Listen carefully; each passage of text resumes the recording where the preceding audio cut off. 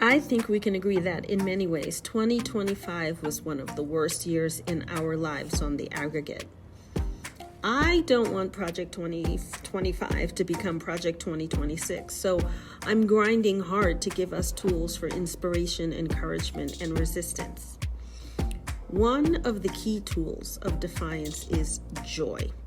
As we've already discussed, the system wants us demoralized, hopeless, defeated.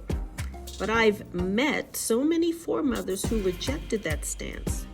They danced, they sang, they claimed love and laughter even while the world demanded their silence and tried to crush their souls.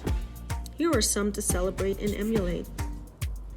Katherine Dunham, legendary dancer and anthropologist who used movement as protest. Her choreography celebrated Black rhythms and laughter, defying segregation in theaters and building schools where every step was a form of resistance and joy fused together. When asked how she endured struggle, Dunham responded with rhythm, inviting entire communities to heal through dance and music.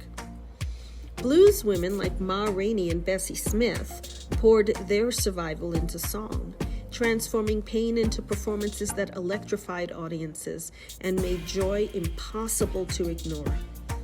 Laughter and spirit filled their music even as they confronted racism and poverty. Joy was their testimony, their rebellion. We can also celebrate medicine women and leader Toi Purina, who led her people in resisting colonial bans on ceremony and culture.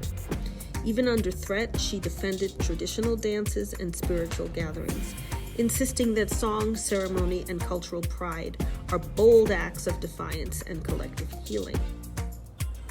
Trailblazing Asian tap dancer Dorothy Toi broke barriers on Broadway with joy and grace, with lively performances that challenged prejudice, inspired audiences, and lit up the stage through decades of hardship.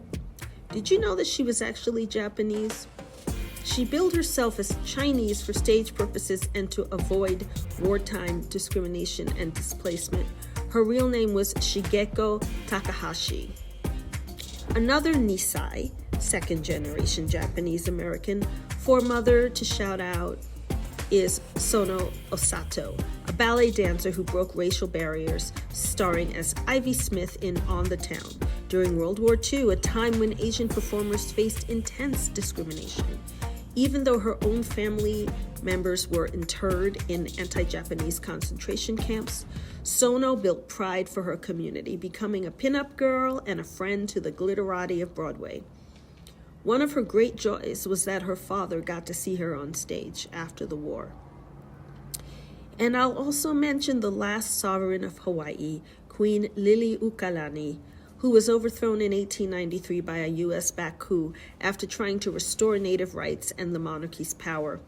Imprisoned in her own palace, she composed songs of hope and pride, turning music into an act of joyful resistance for her people.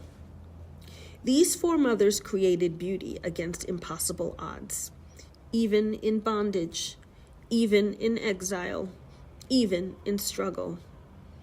Joy doesn't mean ignoring pain. It means refusing to let pain have the last word.